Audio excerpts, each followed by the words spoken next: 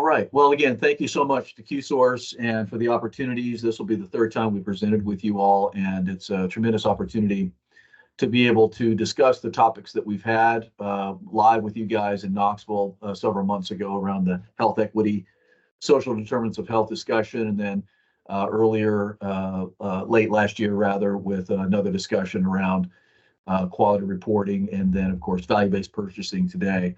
And this is an important topic.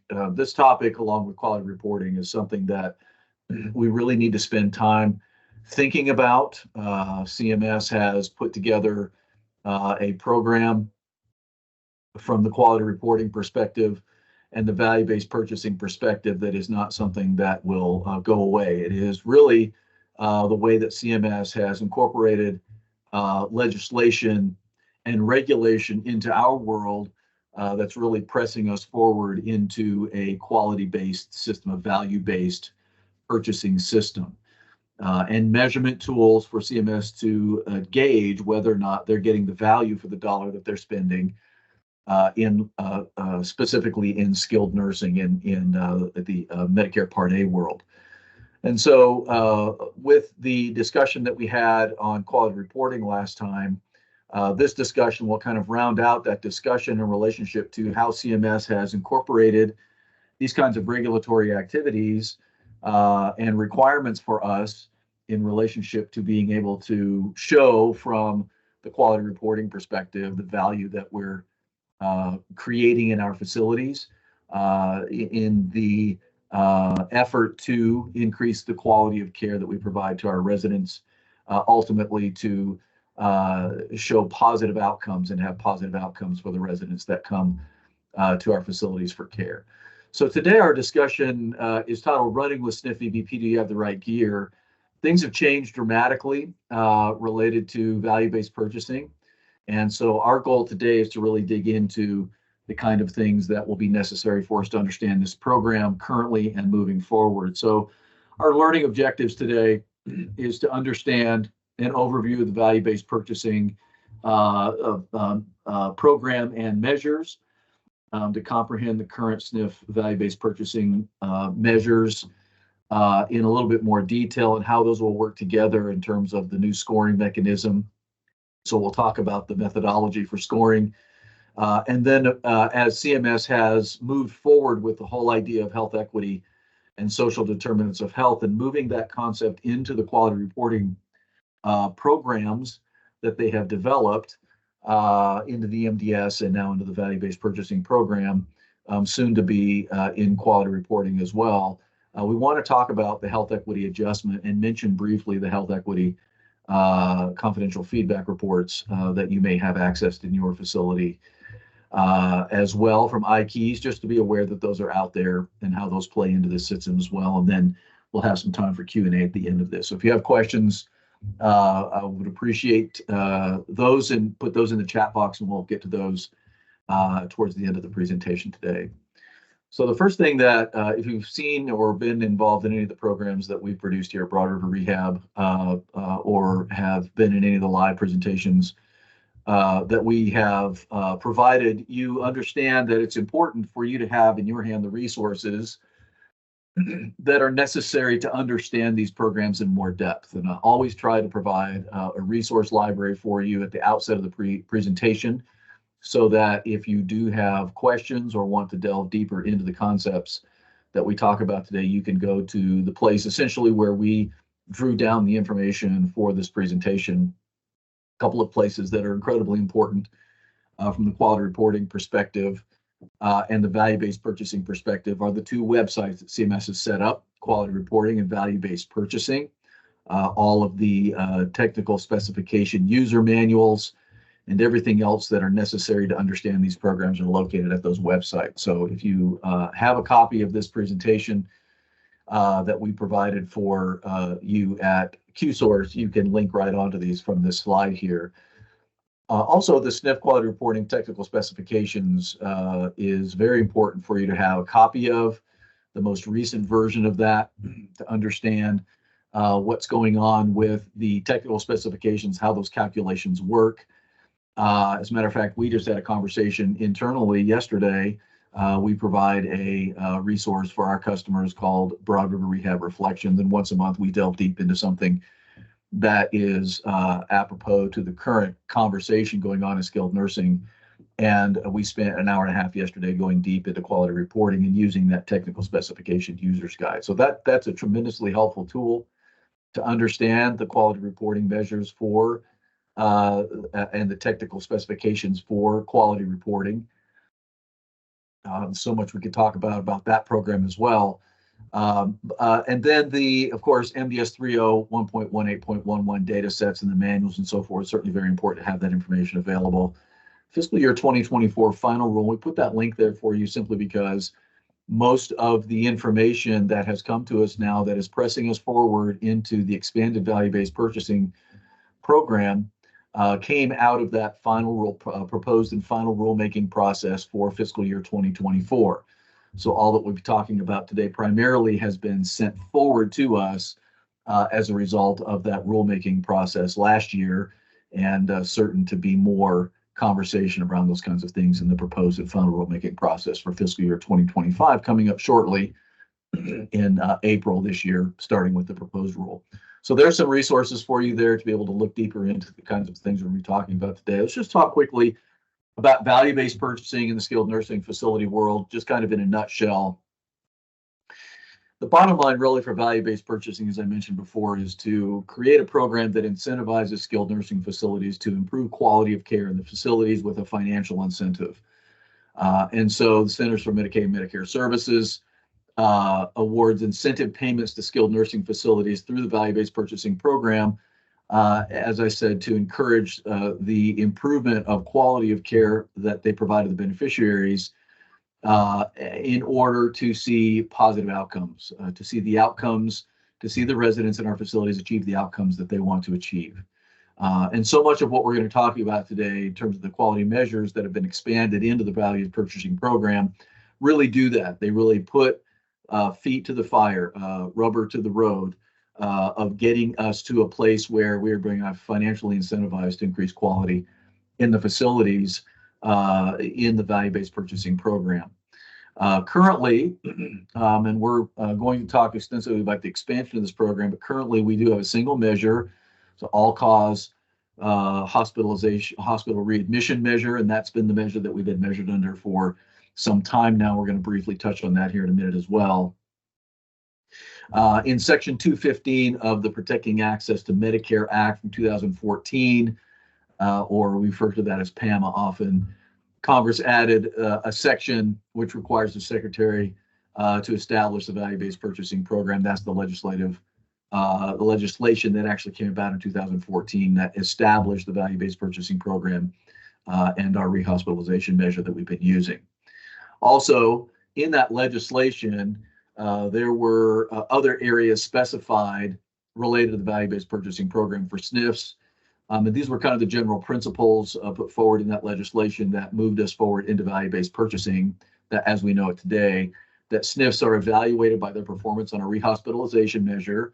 And as you'll see today, that will be expanded into other measures, but are assessed on both improvement and achievement, and that's important. And we're going to go through the improvement and the achievement processes and how that scoring mechanism works in order for you to be able to receive the financial incentive to do well with these quality measures. And the improvement and the achievement scores, facilities are scored on the higher of the two. So you have opportunity for improvement or achievement, and you get the higher of the two scores in terms of how that relates to your financial incentive. Also, you receive quarterly confidential feedback reports containing information about your performance, and those are posted currently out there on iKeys. You get a quarterly feedback report. And the more recent of those was just posted recently, so you can find out what your rehospitalization measure looks like for the current performance period. And then also that facilities can earn incentive payments based on their performance on rehospitalizations. And then finally, all SNFs paid under the SNF Medicare Prospective Payment System, or PPS, are included in the value-based purchasing program. Inclusion in the program does not require any action on the part of the SNFs currently in relationship to the fact that you have a provider agreement with CMS, gets you into the program. There are some limitations on that. We'll talk about that in our program today.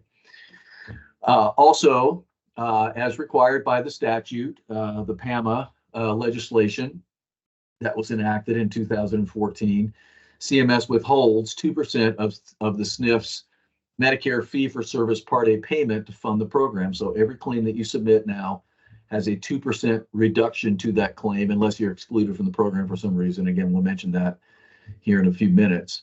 And this 2% is referred to as the withhold. So if you hear us talk through the rest of this program about the withhold, that's what we're talking about. CMS withholds 2% from payments to fund the program, and then CMS is required by that legislation then to redistribute 50 to 70% of that withhold to skilled nursing facilities as incentive payments. Now you might be thinking to yourself, that's not really an incentive, they're taking it away from me and I can only get some of that back. But that's how CMS designed the program in order for us to increase quality currently with rehospitalization. So currently, between that 50 and 70% sort of thresholds there, CMS decided early on that they would redistribute 60% of the withhold to skilled nursing facilities as incentive payments. And then the remaining 40% that is not paid back to skilled nursing facilities is retained in the Medicare Trust Fund. So again, it's a program to really preserve Medicare dollars and reward facilities in order to reward facilities for their quality improvement performance currently with rehospitalizations, but this will be expanding as we'll talk about today. So also then in the Consolidated Appropriations Act, so this was another piece of legislation that was enacted in 2021, Congress amended the section of PAMA and the Social Security Act to allow the Health and Human Services Secretary to apply up to 9 additional measures to the SNF Value-Based Purchasing Program for payments for services furnished on or after October 1st of 2023, so this year. And 8 additional measures have been approved so far. So that's what we're going to talk about today. That brings us up to date in relationship to what the legislation has enacted and what we are required then to do now beyond the rehospitalization measure in order to be able to be paid back some of that 2% withhold that is being withheld from our claims currently.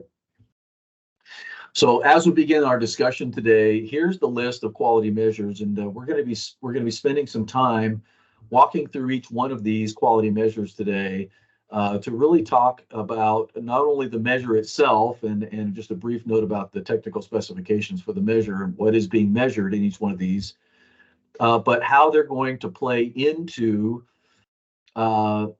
this whole incentive program and how you can then get paid back some or all of that 2% withhold based on your performance on these quality measures. There's a lot of concepts to think about in relationship to how these quality measures interact in relationship to how that 2% withhold can be paid back. So I hope that as you walk through this with us today, that you'll get a sense for what's getting ready to happen with value-based purchasing as far as the expansion into these new measures beyond rehospitalizations, but also how the interplay works in between these quality measures to be able to perform well and receive your 2% withhold back based on your performance and your quality improvement efforts in your facilities. So here's the list of the measures. The first one, of course, is NQF 2510, and I've actually linked each one of these here as well for you to be able to go and find that information. And actually, most of these now are in a single manual. Actually, on the quality reporting website, you can get version 16 of the SNF QRP. I'm sorry, version 5. You just saw the link up there in that first slide. Version 5 of the SNF QRP quality measure manual, and they just also released a manual that is for the claims-based measures. And so those measures are there as well. So within those documents, you'll be able to find that kind of information. And most of these quality measures are in those manuals, and most of them are both applicable to value-based purchasing and quality reporting. So the first one is NQF 2510. You can link that there on that slide. That is the skilled nursing facility readmission measure, the SNF RM that we're currently being measured under. Then as we move forward in the next few fiscal years, we will have the skilled nursing facility healthcare associated infections requiring hospitalizations. That's a claims-based measure, actually, and that will impact payments in fiscal year 2026. So not this coming fiscal year, which is 2025, but in a year, 2026, so October 1st, 2025. And then the total nursing hours per resident per day, that is a measure that is currently being measured, certainly for your 5-star, and that will impact the fiscal year 2026 payment as well. And then I'm going to skip over discharge to community. Nursing staff turnover measure will also impact fiscal year 2026. So when we get to 2026, we will have already expanded to 4 measures: rehospitalizations, healthcare associated infections, and 2 staffing measures that will impact your 2% withhold. So as we move forward, these will sort of engage us in a stepwise fashion as these are implemented over the next couple of fiscal years. And then when we get to 2027, fiscal year 2027, October 1st, 2026, discharge to community is also a quality reporting measure. Long stay hospitalization measure per 1,000 long stay resident days, and then discharge function score measure, and this will be an important one as we talk about that today, as that is the one measure that crosses all 3 quality reporting programs: 5-star quality reporting and value-based purchasing. And then the fiscal year 2027 rounds out with percent of residents experiencing 1 or more falls with major injury. So by the time we get to the fiscal year 2027, we will have 8 quality measures that will be impacting and working together with your achievement and improvement scores to be able to achieve a score compared to the rest of the nation that will help you to achieve the possibility of getting back or receiving some getting paid back some of that 2% withhold. If not all of the 2% withhold. And so we'll talk about those mechanisms here in a few minutes. So it's important to understand that the value-based purchasing program that will be in our laps within 2 fiscal years from this year will be something that will be much different than what we're currently experiencing with rehospitalizations, or have experienced up until this point with rehospitalizations. And then finally in 2028, so fiscal year 2028 or October 1st, 2027, the skilled nursing facility readmission measure, the SNF RM that we're currently being measured under, will be replaced by the skilled nursing facility within state potentially preventable readmission measure, or the SNF WSPPR is the abbreviation that CMS has given us there. And so by the time we get to 2028, then there will be 8 quality measures moving forward to be able to work towards improving quality in your facility to achieve some of that 2% withhold payback to your facility based on your quality improvement efforts. Now, you might remember that in the Consolidated Appropriations Act 2021, the Secretary was given the authority to add 9 new measures. And so that's why I said earlier that we may see some discussion in the proposed and final rulemaking processes this year where we see another quality measure added here in some way. My guess is that we'll start to see, both in the quality reporting program as well as in the value-based purchasing program, opportunities for health equity, social determinants of health, and some other ways to be measured in these programs with the data that we've started to collect on the MDS. Now, MDS version 3.0, version 1.18.11, with all of the social determinants of health issues and potential for measuring health equity from that data. As a matter of curiosity as well, and not necessarily germane to our discussion today, but just be aware that there will be a new MDS coming our way October this year. So if you haven't taken a look at that, you can go to the MDS 3.0 website. And there are 3 main adjustments to version 1.19.1, which will be the MDS that we'll be using coming up in October 1st of 2024. So not a significant change. Well, there's 3 major changes to it, 2 new items that are being added to it, and some items being removed. And so there will be some changes there to our process. But just keep that in mind. More about that as time moves forward. We get finalization on that before October 1st. All right, so let's start off with the measures themselves and what they mean, how they're being calculated, what they mean for your facility, and how you should be paying attention to utilizing this information and what you should be doing in your facility to try to improve quality in order for the resident to achieve a positive outcome. Remember, I said just a few minutes ago that these measures are intended for CMS to get a handle on the quality outcomes that they expect based on the dollars they're spending for their Medicare Part A populations in the skilled nursing facility. And so you can see as we start off, each one of these has a outcome component to it. And the outcome for this first one, of course, is hospital readmissions. And there's a lot of data out there in relationship to what causes rehospitalizations. And the important piece for us is to be sure that we're doing everything we can in the facility to help that resident make a transition, not only while they're in our facilities, not having to go back to the hospital, but when they leave our facilities as well. This measure is a 30-day all-cause risk-adjusted readmission measure. And what that means is that it measures the rate of all-cause unplanned hospital readmissions for SNF residents within 30 days of discharge from the prior hospital stay. And what that means is, as you're aware, that 30-day time frame starts when the resident comes to your facility. So if the resident's in your facility for 10 or 15 days, then when they go home for that remaining 15 days of that 30, if they meet the requirements for this measure, then that's a rehospitalization that the facility has to take credit for. And of course, a lot of that has to do with the healthcare outcomes that resident achieves while they're at our facility, and then how we're able to discharge that resident or put in place discharge plans that help that resident to be successful with the success that they had in the facility when they go home.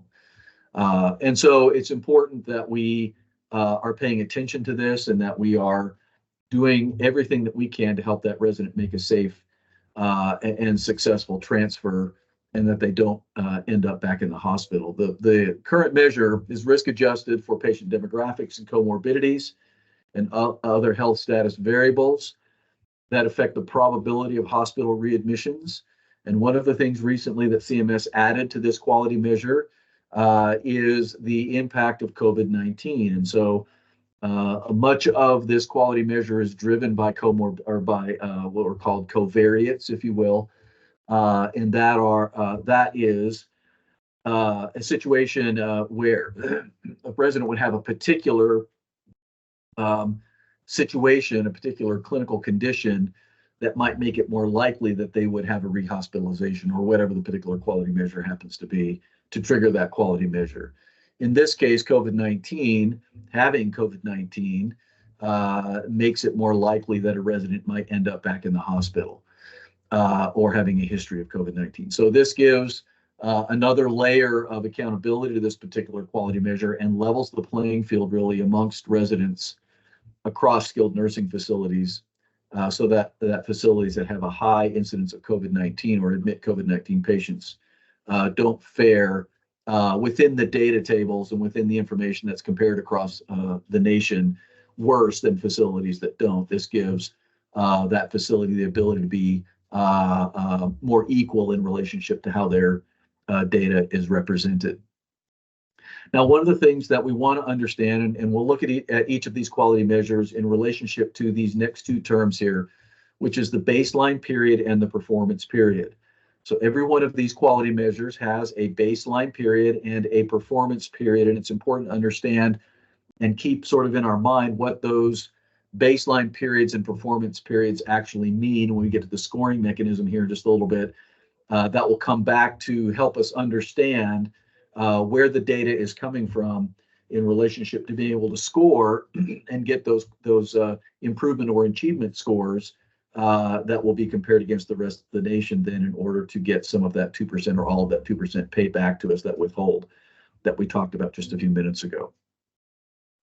So in this particular case, for the skilled nursing facility readmission measure, the baseline period is a 1-year period, and it is from fiscal year 2019, and the performance period is fiscal year 2022. So for the current SNF value-based purchasing program year, that is the baseline period and the performance period for what you're going to see in your confidential feedback reports that are currently listed out there. Now, this information here, I believe, is for fiscal year 2024.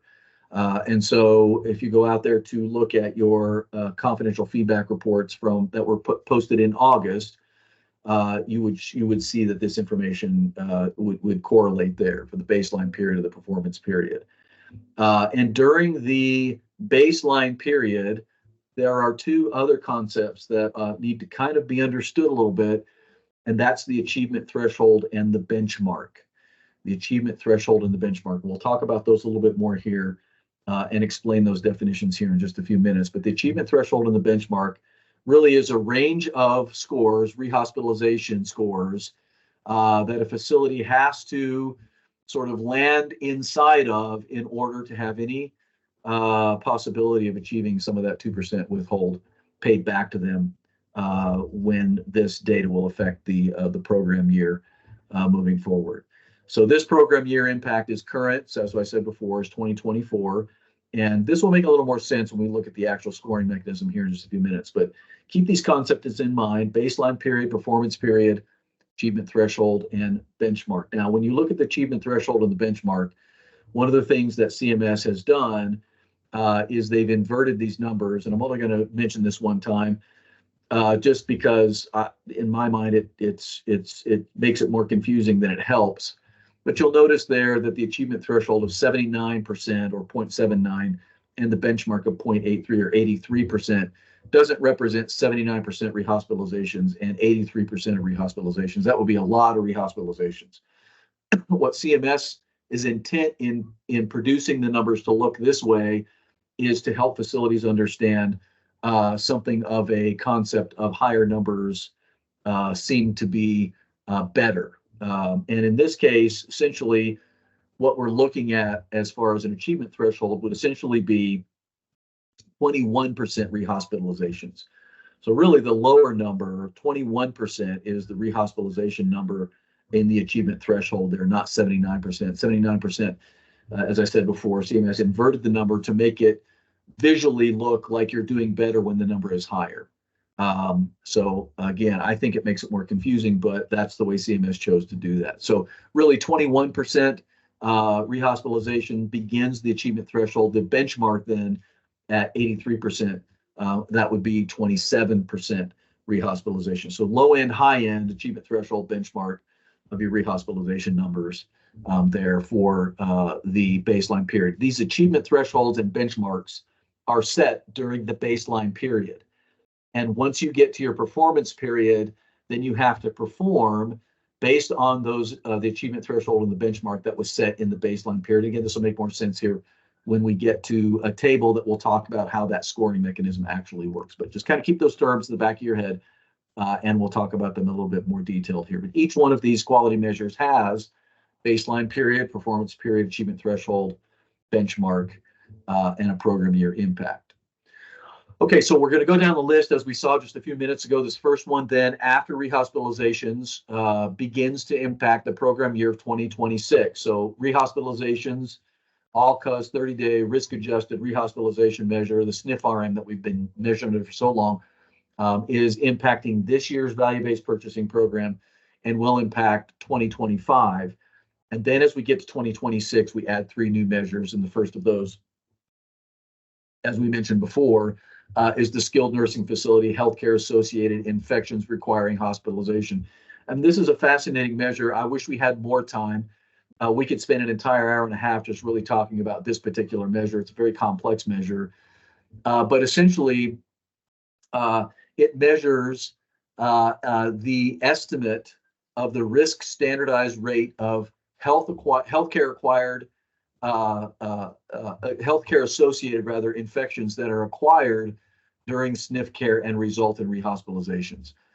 So the simple way to think about this quality measure is that if somebody comes to your facility from the hospital and they get an infection in your facility that causes them to go back to the hospitalization that can't be attributed to something that happened to them while they're in the hospital, the way the measure is set up is to really sort of focus in on that period of time that that resident is in your facility, minus the time that might have been impacted by when that resident was in the hospital. So trying to narrow down to the healthcare associated infections that occur in your facility that are the responsibility of your facility that end up sending that patient back to the hospital. And this measure was incorporated a couple of years ago into the quality reporting program. So it is part of the quality reporting program as well. But it now will be part of the value-based purchasing program in order to be able to achieve some kind of payback of that 2% withhold that we talked about a little while ago. And so this is an important measure. I would encourage you, if you've not spent any time in your facilities looking at the technical specifications for this, that you do that, because it's going to be important, and it's important currently. You can actually see this information in your confidential feedback reports that you get for quality reporting. So I would encourage you to download that information as well and see what your percentages are there and how you compare to the rest of the nation in relationship to this particular quality measure. Those are posted on iKeys as well. So here we have a baseline period and a performance period again. So for fiscal year 2026, that will be fiscal year 2022 and fiscal year 2024. That's your baseline period and your performance period for healthcare associated infections requiring hospitalization.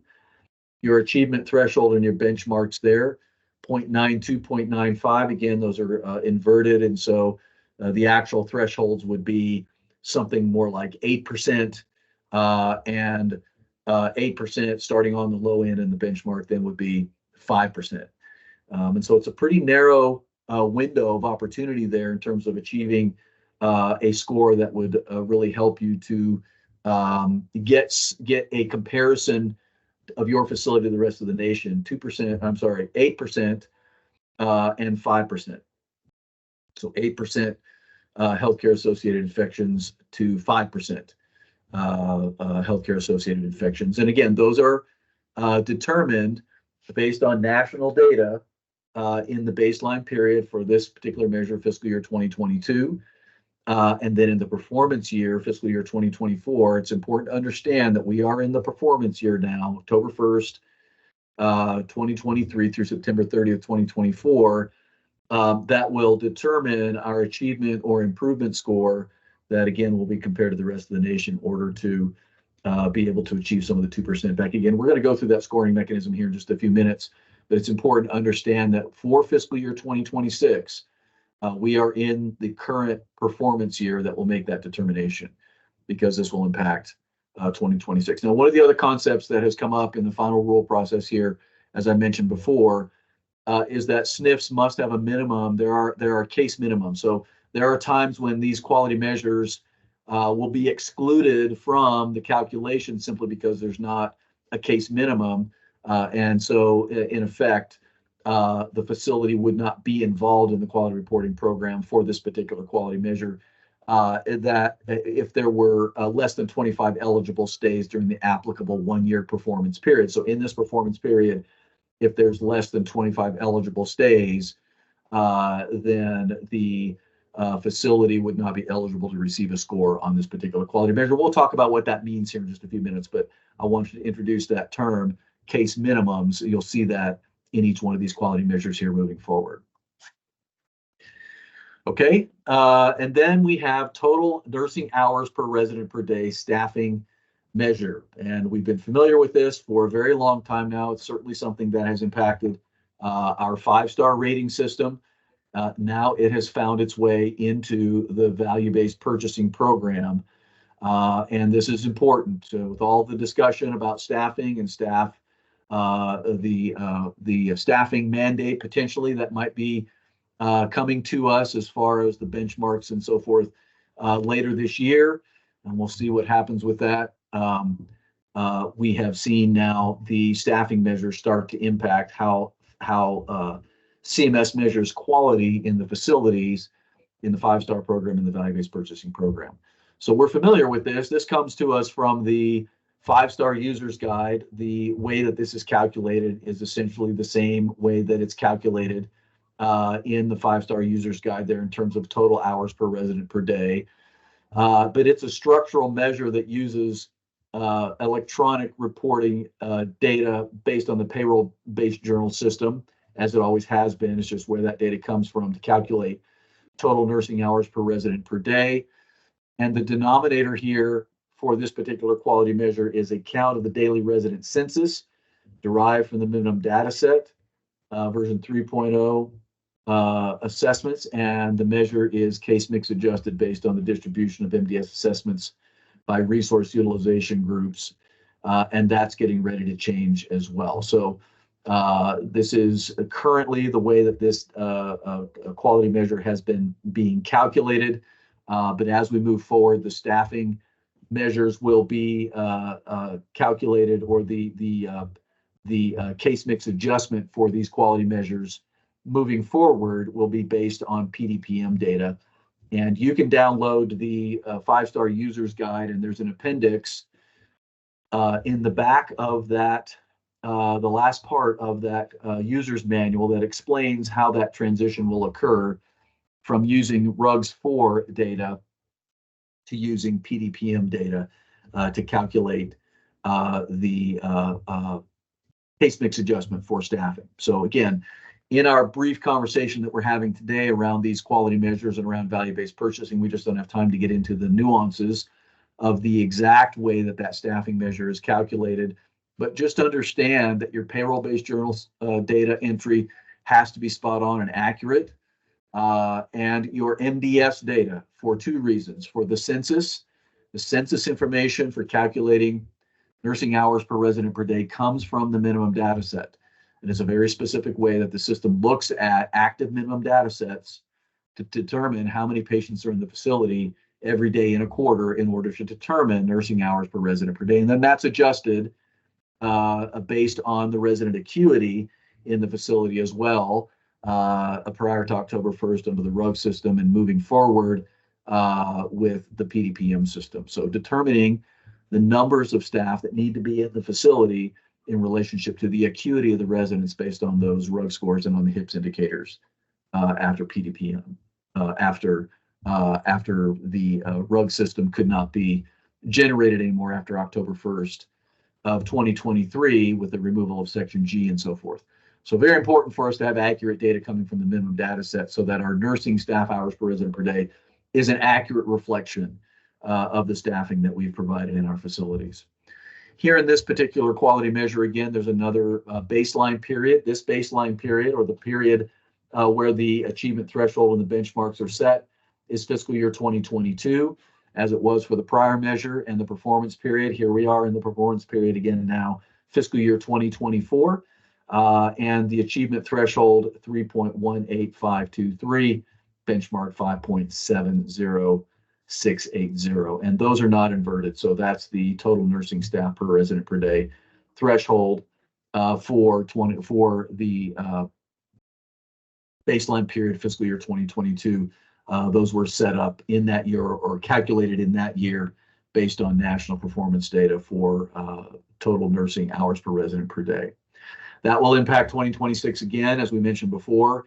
And in this case, again, we have to have a minimum of 25 residents on average across all available quarters during the applicable 1-year performance period in order to be eligible to receive a score on this measure. And we'll talk about, again, in a few minutes here, why that's important and how that will impact scoring.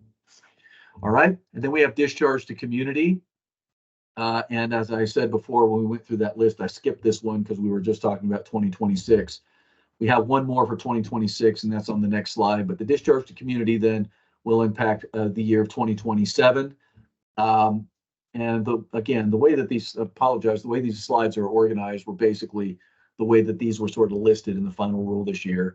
And so just kind of keep in mind when you're looking at these, the program year that will first be impacted by these isn't exactly in order in the way that I've got these slides set up here. So just keep that in mind. Discharge community is something that we have measured for some time now for the quality reporting program, and now it's finding its way into the value-based purchasing program. It's really along the lines of discharge planning from the facility's perspective, and sort of coinciding with and working hand in hand with the rehospitalization measures, discharge to community. You can see there, successful discharge to the community are residents who have discharged the community following a SNF stay, and they do not have an unplanned readmission to an acute care hospital, an LTAC, in 31 or an LTAC in 31 days following discharge to the community, and they remain alive during the 31 days following discharge to the community. All right, and community for this measure, this changed over the last few years, now is defined as home or self-care with or without home health services. It used to include patients that were discharged off the skilled nursing care in the facility, sort of the long-term care or non-skilled care in the facility, and they changed that as part of the definition a couple of years ago to make it a more a better definition of what it means for the resident to actually go home or be discharged to the community. And so that only includes home or self-care now, with or without home health services. All right, so discharge to community is something that we do need to pay attention to. And again, it's an opportunity for us to think about the outcomes that CMS expects for the dollars they're spending in skilled nursing facilities. 2-year baseline period, so that's a little bit different here as well. It's a 2-year baseline period here for this particular quality measure, fiscal year 21 and 22, and a 2-year performance period, 2024 and 2025. So your performance period began October 1st and will go through September 30th of 2025, or 2024. Okay, so fiscal year 2024 through fiscal year 2025, rather, that's correct, through September 30th of 2025. And that will be something that, again, we've begun that performance period of time now, and we want to make sure that we're working very diligently to help the residents that leave our facilities that have been here for Medicare Part A stay have a successful transition to the community and don't end up back in the hospital within 31 days. The achievement threshold here is 0.42, and the benchmark is 0.66, so 42%, 66%. Again, those have been inverted. We want to see high numbers of discharges to the community, successful discharges to the community. So 58%, and the higher number. Actually, those numbers are correct. So 42 and 66. So 42% and 66% there in those numbers. We want to see a performance number within those thresholds there. Again, the program impact year is 2027. And again, SNFs must have a minimum of 25 eligible stays during the applicable 2-year performance period in order to be able to receive a score on this particular quality measure. Then we have the nurse staff turnover measure, and then this is the final one that will impact fiscal year 2026. This was a quality measure that was added to our 5-star rating system. That whole staffing calculation for 5-star changed significantly a couple of years ago. And so now we have nurse staff turnover now falling into the value-based purchasing as well. So 5-star value-based purchasing. And this is also the measure that essentially, and it really defines itself there, the nurse staff turnover measure, and some very specific instructions on how that quality measure works within the 5-star users guide. So if you want to see more specifically exactly how that staff turnover measure works, it's a very interesting measure in terms of who in your facility can qualify as a staff to be turned over and the periods of time involved in what those turnover measures are actually measuring. Again, it's back to that stability of staffing within the SNF.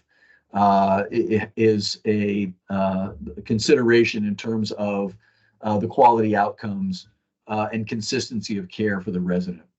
It's interesting that this staff turnover measure has found its way certainly into some of the quality add-ons for state reimbursement, and certainly for the state of Tennessee. That's something that we have to measure in our QILTS program as well. Not the same way that we measure for Medicare Part A or 5-star, But consistent staffing in our quilts program here in the state of Tennessee is something that is utilized as far as the quilts program, the add-on for quilts and the points that you can get that enhance your rate based on the quality that you produce in terms of consistent staffing, in terms of the total score that you would get for your quilts program. So again, it really does go across all of the payment structures, and it's become sort of a litmus test for quality in the facility when we can keep consistent staff. It's a one-year baseline period here as well, fiscal year 2022, as you saw with the other 2026 measures, and 2024 is the performance year, so baseline and performance.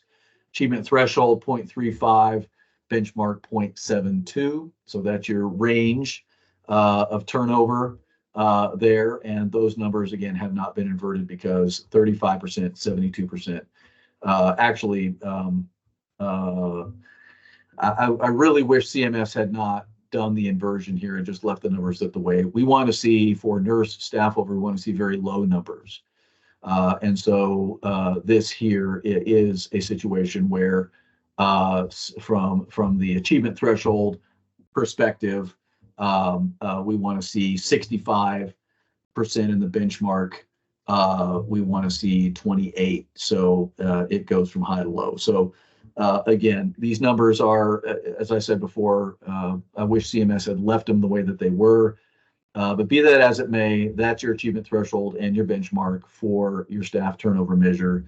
And again, as we begin to move forward with these quality measures that are being added, when you look at your confidential feedback reports currently, they're in IKEYs, you're only going to see the rehospitalization measure. But as we move forward then through this next fiscal year, after the scores have been put together, you're going to start seeing for value-based purchasing more information related to the new measures for fiscal year 2026. And my understanding is, or at least my sense is, that starting next year, as we move forward into the impact in fiscal year 2026, that we'll start seeing our confidential feedback reports showing more information beyond that rehospitalization measures. It's going to give us the opportunity to see those numbers and make corrections to those if we need to with the confidential feedback reports over that next year in order to have those numbers correct when we get to fiscal year 2026. So again, more about that as time moves forward. I have not seen exactly when those will start being posted, but there will be more information on that when we get into next year, fiscal year 2025. Case minimums, again, in this case, the minimum of one eligible stay during the one-year performance period and at least 5 eligible nursing staff during the 3 quarters of PBJ data included in the measure denominator in order to be eligible to receive a score on the measure of the applicable fiscal program year. And again, I wish we had more time today to really go into the details of the nurse staff turnover measure, but you can find that in the 5-star users guide in more detail there. All right, then moving forward with the items then, the remainder of the ones that will impact fiscal year 2027, the long stay hospitalization measure per 1,000 long stay resident days. And this is an interesting measure. You'll notice my first bullet point there. This measure assesses the hospitalization rate of long stay residents that have Part A and Part B, a Part A and Part B only. Now, this is interesting because, as you are aware, this value-based purchasing program impacts your Medicare Part A rate. So when all your bills that get submitted for Medicare Part A, 2% of that bill is withheld, and you only get part of that 2% or all of that 2% paid back to you based on how well you perform currently on rehospitalizations, but as we move forward with the remainder of these measures. And so up until this particular point, the only residents in our facilities that have been measured have been the short stay Medicare Part A patients. And for the first time now in this measure, we've got 2 measures, and I'll point it out when we get to the other measure, that actually impact something different than the short stay patient. Okay, and in this particular measure, it's going to measure long stay residents. This is a measure that we've had in our IKEYs or our CASP reports for some time now, and that has been measured in relationship to measuring hospital hospitalizations, and also emergency department visits per 1,000 long stay resident days. And now that's come into our value-based purchasing. And I would just make a note about the interesting trajectory that seems to be happening here. In fact, I'm in the middle of reading a couple of documents here.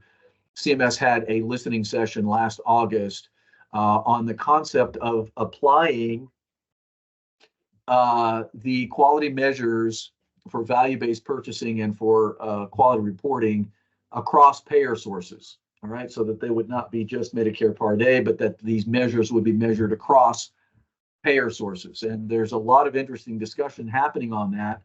And part of the discussion is that why would my Medicare Part A rate be impacted by what happens to a patient that lives in my facility long after they've been a Medicare Part A patient?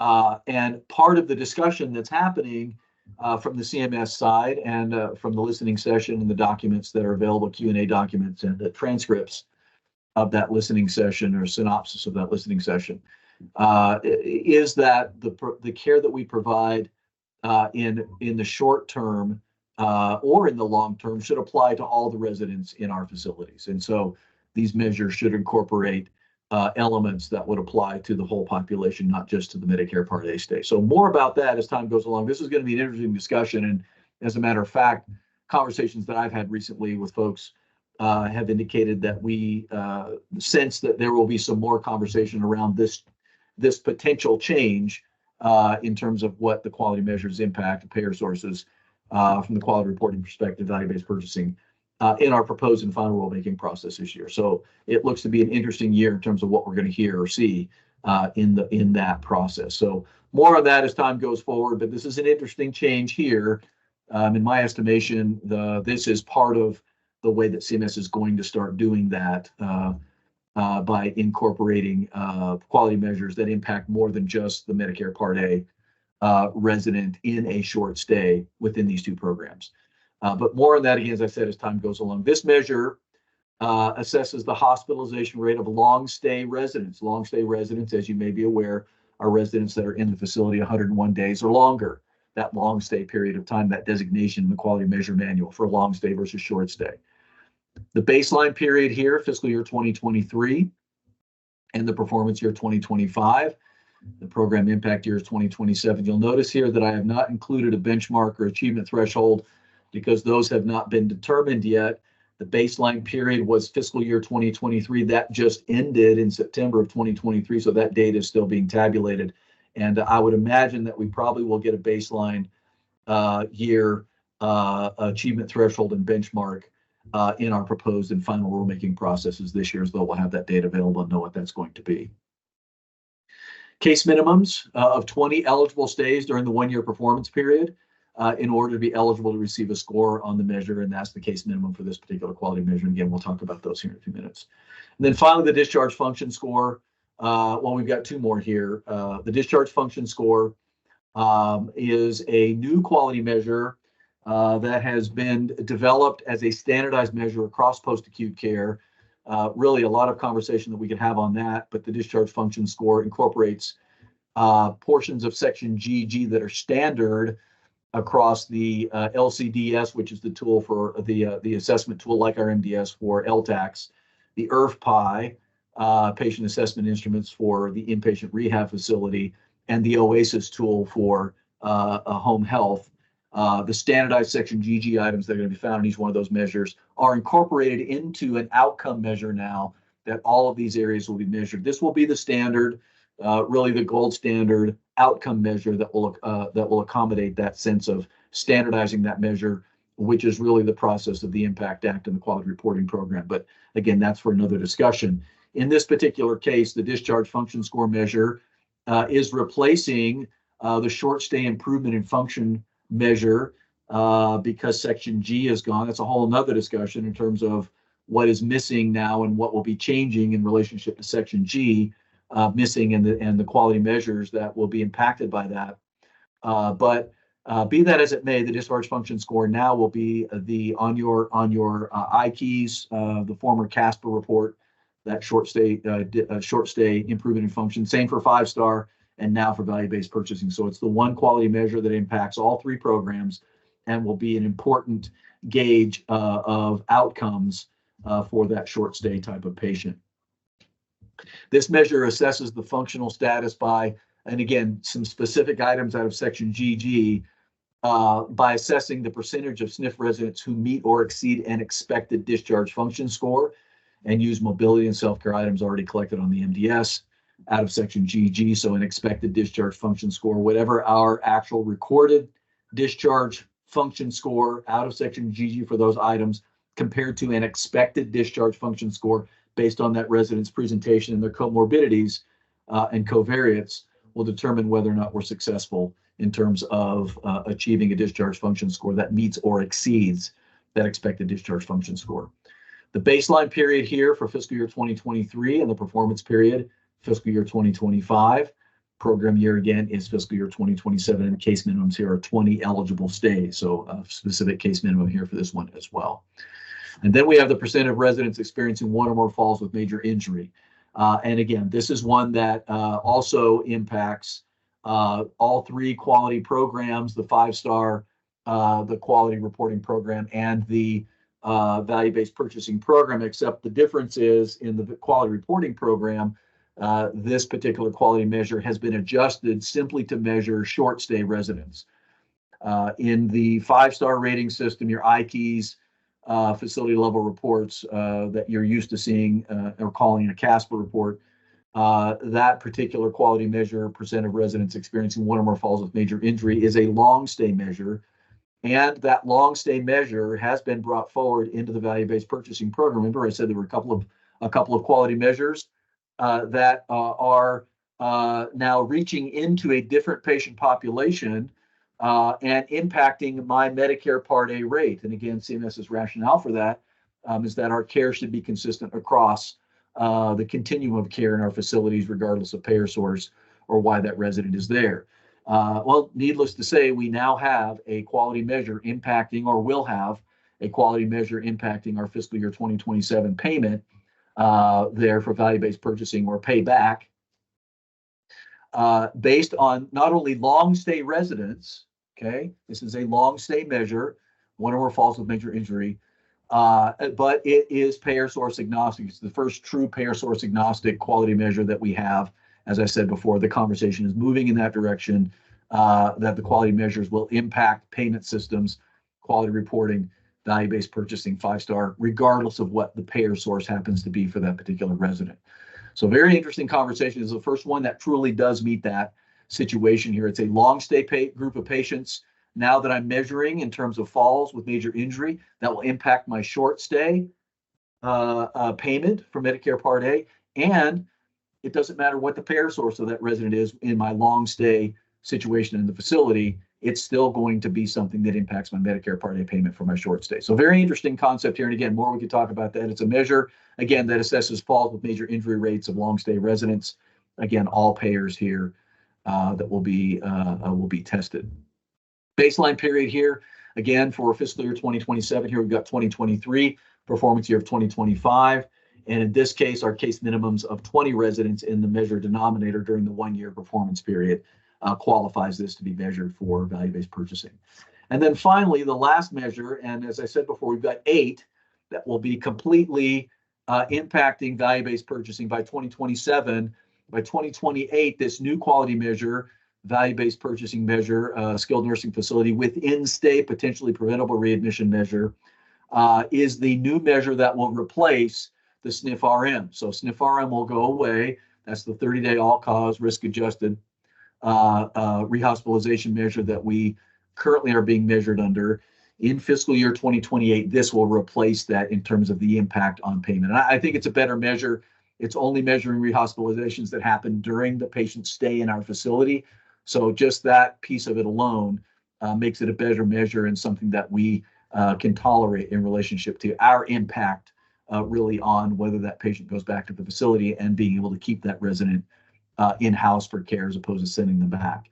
So this is a potentially preventable readmission measure that estimates the risk-adjusted standardized rate of unplanned potentially preventable readmissions that occurred during skilled nursing facility stays among Medicare fee-for-service beneficiaries. So again, it's important to understand most of these quality measures are only dealing with our Medicare fee-for-service beneficiaries in a short stay, in a skilled nursing facility stay.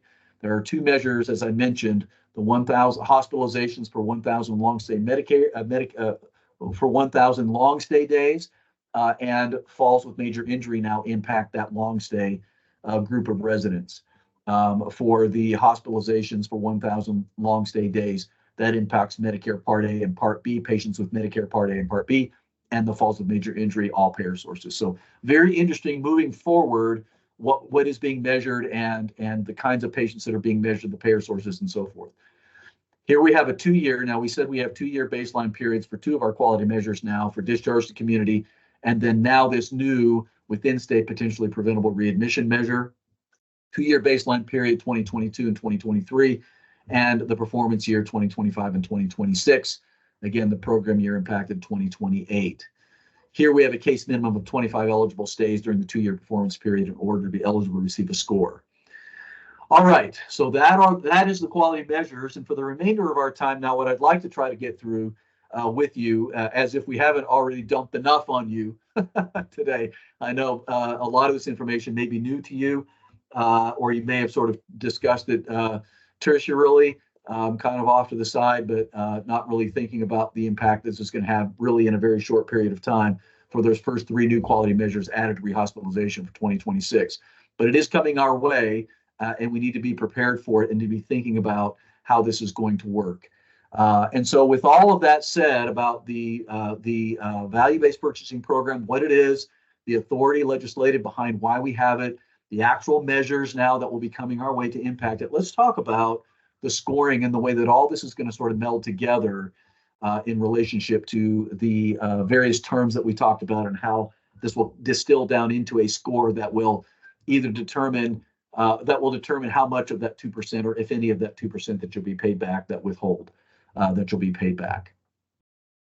So CMS is adopting a scoring and normalization methodology. This was finalized in the fiscal year 2023 rule. And in order to be eligible to receive a score on the measure for the applicable program year, case minimums must be met. So that's why I mentioned in each one of those quality measures a minute ago, the case minimums, in order to receive a score on that measure for it to be able to impact your 2% withhold payback, you have to meet that case minimum. All right. And then in the 2023 final rule, CMS finalized updating the achievement improvement scoring methodology applicable to all expanded value-based purchasing measures to allow the SNF to earn a maximum of 10 points on each measure for achievement and a maximum of 9 points on each measure for improvement. You're going to see how that's going to work here in just a minute, but that's an important concept. Maximum of 10 points for achievement, maximum of 9 points for improvement, and that's new compared to the way the scoring methodology works currently just for the rehospitalization measure. For purposes of determining these points, CMS also finalized the following definitions, and here are your definitions for the benchmark and the achievement threshold. Right? Benchmark and achievement threshold. The benchmark, and again, try to extract yourself from the technical sort of terminology here in relationship to sort of the statistical analysis here. But the benchmark is the mean of the top decile of SNF performance on the measure during the baseline period. So during that baseline period, a benchmark is set, and it is the mean of the top decile of SNF performance on the measure during the baseline period. It's a high number, all right? You got to have quite the performance to get to that number, to be better than that number, the top decile. And then the achievement threshold is the 25th percentile of the national SNF performance on the measure during the baseline period. So I said during the benchmark and the achievement threshold calculations, it's all based on national SNF performances during that baseline period. That's why the baseline period is important. That data is set, and then you're gauged against that benchmark and achievement threshold during your performance period. And remember, I said for the fiscal year 2026 impact of those first 3 quality measures that are coming our way, we're currently in the performance period right now based on the performance that we need to achieve based on the benchmarks and achievement thresholds that were set during the correlating baseline periods for this year. All right, and then CMS also finalized awarding achievement points to SNFs based on their performance period measure rate for each measure according to the following here. And I'm not going to read through these. I'm going to let you do that yourself because I've got a table on the next slide that explains these concepts, I think, a little bit better visually. And so I'll explain those here. But these are the mechanisms by which you can get achievement points and improvement points based on your performance during the performance year, based on those benchmark and achievement thresholds that were set during the baseline year. All right, so this is how this works. And this is a better way to look at it, I think. I'm a real visual learner, so I put this table together for myself, really, to help me understand what the achievement and the improvement scoring mechanisms would actually be. So let's look at each one of these individually here. The achievement and the improvement. So the top box here is the achievement scoring mechanism. And if you go back to that prior slide, if you read through that, this is basically what that slide was saying. All right, the baseline period, we said that we set the benchmark and the achievement threshold. All right, and there's the definitions of those again. I won't read through those again, but that's the benchmark and the achievement threshold that are set up based on national SNF performance during the baseline year. During the performance year, all right, so the baseline year that we've been talking about, particularly for the quality measures that will be implemented and will affect the payment year of 2026 is 2022. All right, that baseline year is 2022. The benchmark and achievement thresholds, if you go back to those slides, that's why we have the achievement threshold and the benchmark data available, because that's data that has been calculated and has been posted and published in the final rulemaking process over the last year. All right, so in the baseline period, 2022, we have a benchmark and achievement threshold for each of those three quality measures, and we actually have them for the rehospitalization measure as well. So 4 quality measures that will impact our payment in fiscal year 2026.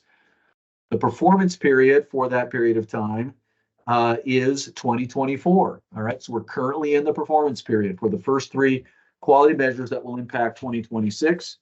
And we said those again, just to remind you: skilled nursing facility healthcare associated infections requiring hospitalization, total nursing hours per resident per day, staffing measure, and nurse staffing turnover, as well as the skilled nursing facility readmission measure that we're currently being measured under.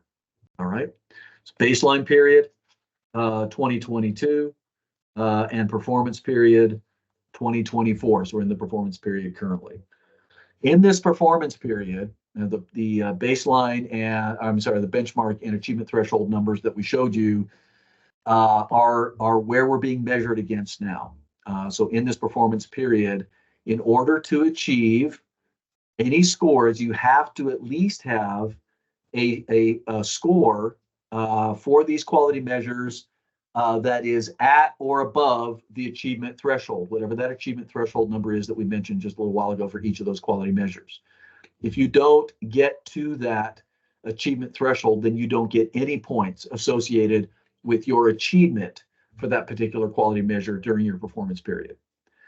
If you score somewhere between the achievement threshold and the benchmark, depending on where you score, you get between 0 and 10 points. And this is where your confidential feedback reports are going to be helpful for you to be sure that the information is accurate in relationship to the determination of these points. When you get your final report in August, these points are actually listed for you out there, so you can see what your points actually are. That will govern where you land in relationship to your value-based purchasing incentive multiplier that gets multiplied against your rate, and that determines how much of that 2% that you get paid back. All right, so between the achievement threshold and the benchmark, you get somewhere between 0 and 10 points. And if you are at the benchmark or above, you get a total of 10 points. So that's how the achievement scoring works, and that works the same exact way for each of those quality measures. You get between 0 and 10 points for your achievement. Remember, we said that just a few minutes ago in relationship to that sort of normalizing process that they put in place in the rulemaking process in 2023. As far as improvement, and we said earlier on that part of the PAMA legislation required that there be a way to have an achievement score and an improvement score. Whichever score is higher is the score that you actually get credit for these quality measures. All right, so the improvement score then has in the baseline period a benchmark, just like we saw a few minutes ago in terms of achievement.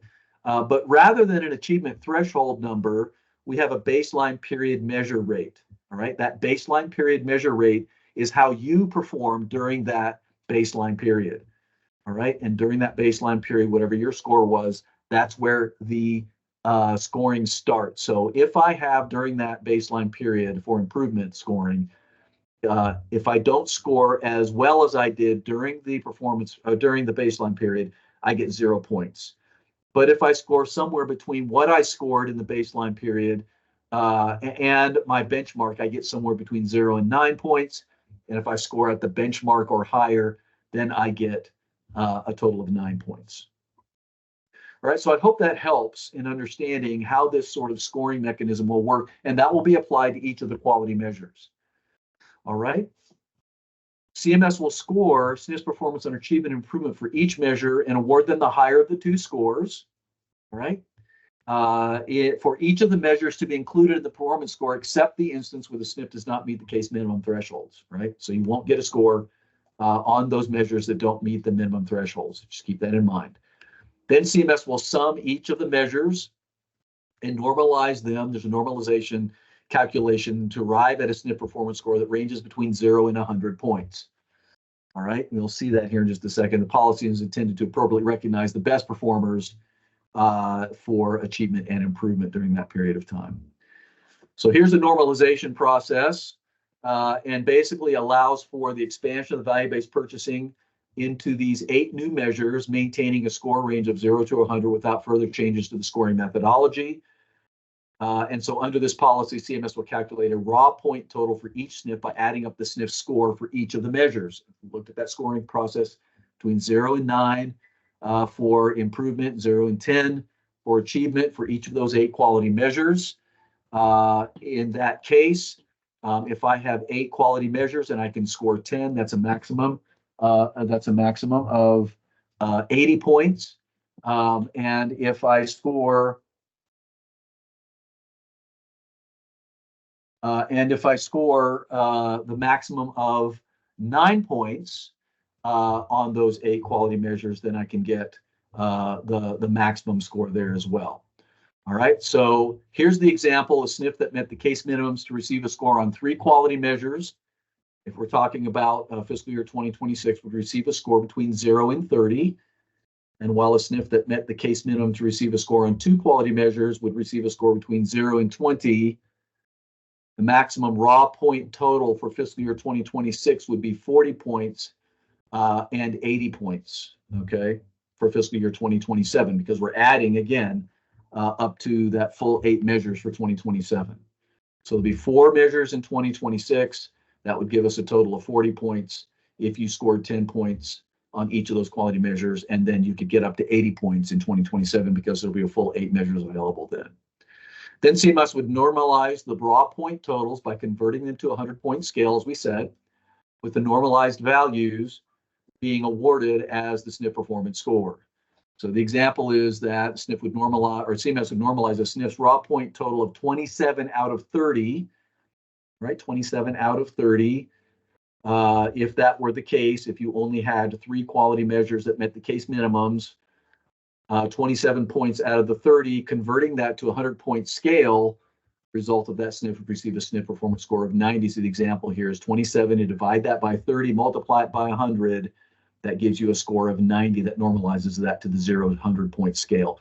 Again, I don't expect you to walk away going, yeah, I fully understand all of that, but just understand that's the mechanism that's happening now as we move forward to the expansion of these quality measures.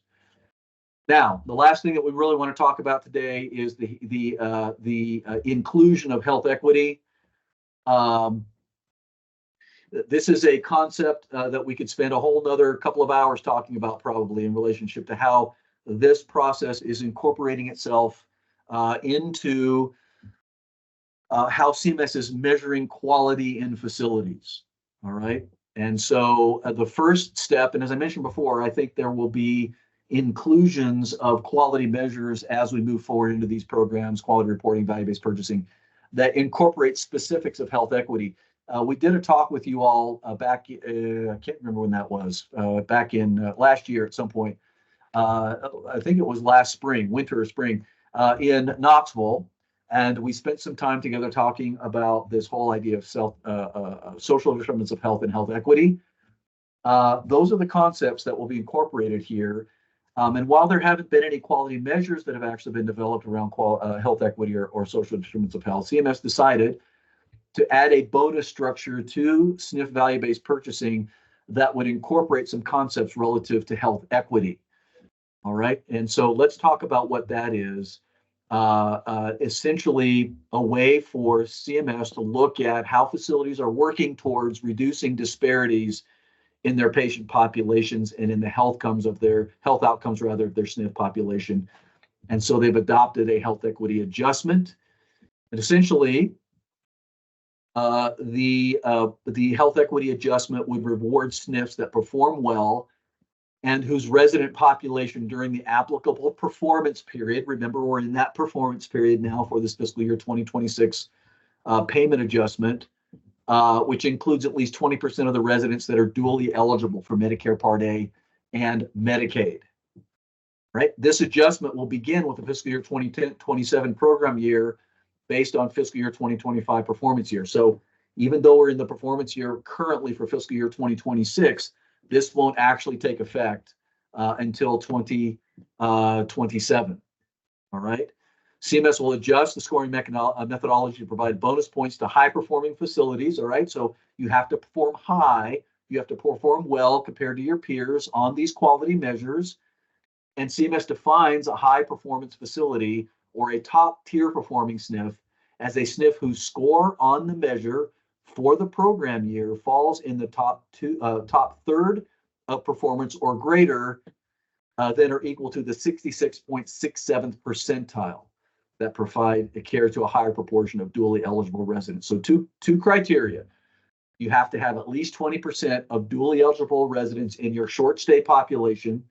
And for each quality measure that would achieve these health equity bonus points meaning points that are rewarded to facilities for having a high percentage of dually eligible residents. And just a word about that dually eligible status, it's something that CMS really began to hone in on over the COVID-19 process to understand that those residents that are dually eligible seem to have a harder time accessing healthcare, seem to have poorer outcomes, that there's possibly some health equity issues associated with that are part of that whole social determinants of health conversation that we've had in the past. But essentially, rewarding facilities that have at least 20% of residents with dually eligibles, if you have at least 20% dually eligible status residents in your short stay population during the performance period, then you're eligible for those quality measures that score in the 66.67th percentile to gain some health equity bonus points associated with that. And this is how this is going to work. All right. One way that this is going to happen, as we mentioned before, CMS currently pays back 60% of that 2% withhold. The other 40% goes to the Medicare Trust Fund. In order to pay for this bonus structure, the estimates for 2027, when this will kick in, is 66%. So CMS will move away from just paying back 60% to 66% because there will be additional facilities that will achieve these benchmarks. And here's how the way this will work. Here's the scoring methodology for the facilities rather, that have 20% or greater dually eligible status residents in their short stay. You're going to see a measure performance scaler. That is just a possibility of 2 bonus points for each value-based purchasing measure that scores in the top 66.67 percentile. So of those 8 quality measures that will be in place for fiscal year 2027, if you score in the 66.67 percentile, you're a high-performing facility for those quality measures. You have the opportunity to gain 2 bonus points. And then there's an underserved multiplier. You're going to see this in the table over here on the right-hand side. This number represents the SNF's proportion of residents with dually eligible status out of its total resident population in the applicable program year. And then you have health equity bonus points That is the measure performance scalar. That's your 2 bonus points times the underserved multiplier. All right, the underserved multiplier. So here you can see in this scale, we said that you have to have at least 20% dually eligible status residents in your short stay population. As you move up that scale, your underserved multiplier increases all the way up to 1. Okay, and this multiplier you'll see in a minute is what affects how many of those 2 bonus points you can get for your high performing quality measures. So here's some examples that came out of the final rule last year, just to give us a sense for how this will work. We have 4 SNFs here. I'm just going to look at a couple of them here. SNF 1, for instance, has 16 points. Okay. That is, they had 8 quality measures that year that were high performing, and so they got 2 bonus points for each of those 8 quality measures. Essentially, each of their quality measures, they were high performing. 8 quality measures in 2027 gives you 2 extra bonus points. That's your performance scalar. So every quality measure that is part of that 66.6 percentile high performing quality measure, you get that 2 extra bonus points associated with that 16 points total that facility could possibly get. Their proportion of dually eligible residents was 50%. All right. So if you look over here at this table, if I move up this scale here and look at about 50%, that gives me an underserved multiplier of 22 or 0.22. Right. So if I get up here to 50% and I go across here, you can see there, even though there's not a 0.22, that's where that would land at 50%. 0.22. Now, the bonus points that I get based on my high performing quality measures and my underserved multiplier is 3.52. That's essentially that 16 points that I got, 2 points for each quality measure that was in the 66.67 percentile, multiplied by 0.22 gives me 3.52.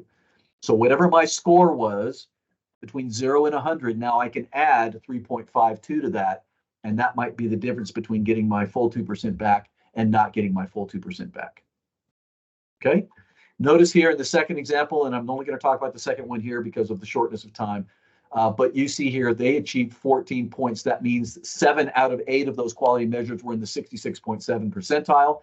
They got 2 points for each of those, but they had 70% of their residents in short stay with dual eligible status. They're dealing with a higher proportion of residents that have potential health disparities and health equity issues.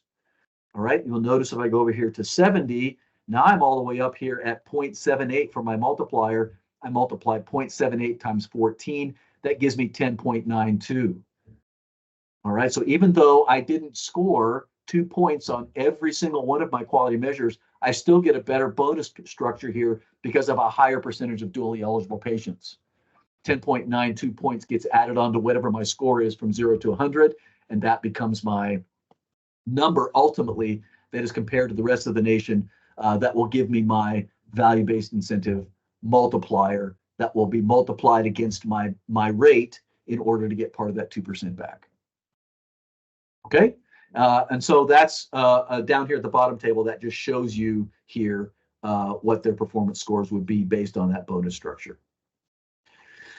All right, so that's really where we are with this. Again, we've given you guys a lot of information here. I know I haven't left a lot of time for question and answers. A couple of things quickly about the final rule. Then 2026, there has to be a minimum number of cases for 2 of the 4 measures to be included in value-based purchasing. So beyond the case minimums, there are new thresholds as well in terms of the number of cases. So SNFs must report the minimum number of cases for case minimums for 2 of the 4 measures for 2026 in order to be included in value-based purchasing, and for 2027, 4 of the 8. Right. So those are thresholds as well. Just keep that in mind. And then I just want to point one finger at the health equity confidential feedback reports. And I just want to mention that even though it's not really associated with value-based purchasing, it is associated with quality reporting. There are 2 quality reporting measures that are being looked at in light of potential health equity issues. These are on your IKEYS reports currently.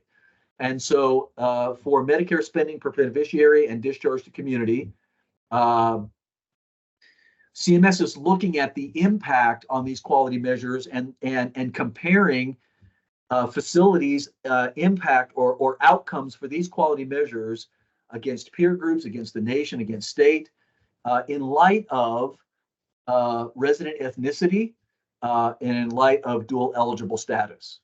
So it's a way to look at the actual impact, not just scoring based on your percentage of dual eligibles, but looking at the impact of your facility in Medicare spend per beneficiary and discharge community on those populations.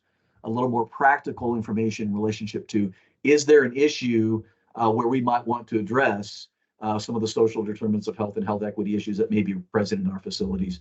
Certainly more on that as time goes by too. Those number of quality measures that will be evaluated in that way will expand, but those reports are important to be looking at as well, and to have a sense for how you are performing there. All right, that is the end of the discussion proper today, and it's 1:30, and I'm sorry. I'll be glad to stick around for a couple of questions if that's something that Qsource would like to facilitate at this particular point. Absolutely.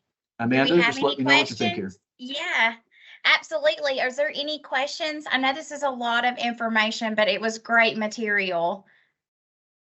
Anyone?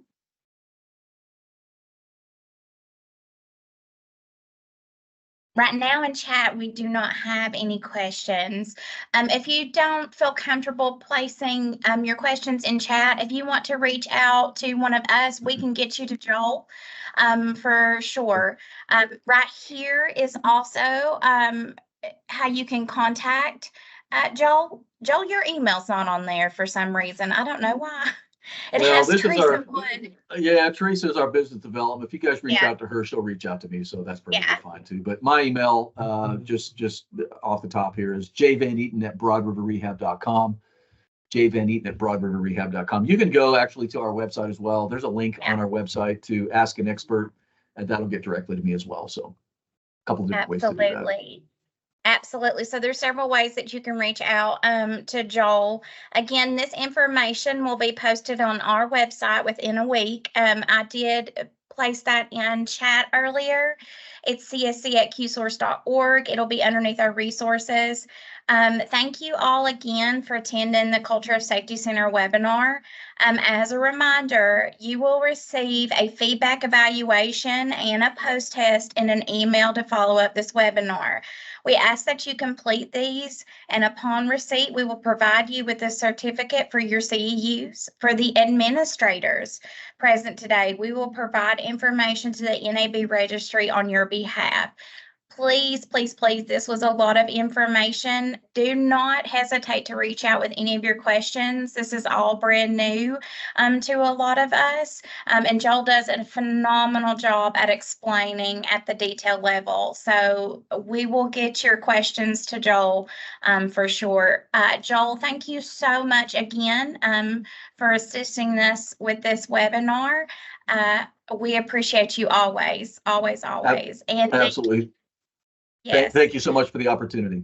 Yes, and thank you to all of our facilities on today. We appreciate all that you do on a day-to-day basis for our resident population. Please feel free to reach out and connect with us at any of the resources right there provided to you. And thanks again for joining us today. Everyone have a great Friday and a happy weekend. Bye-bye.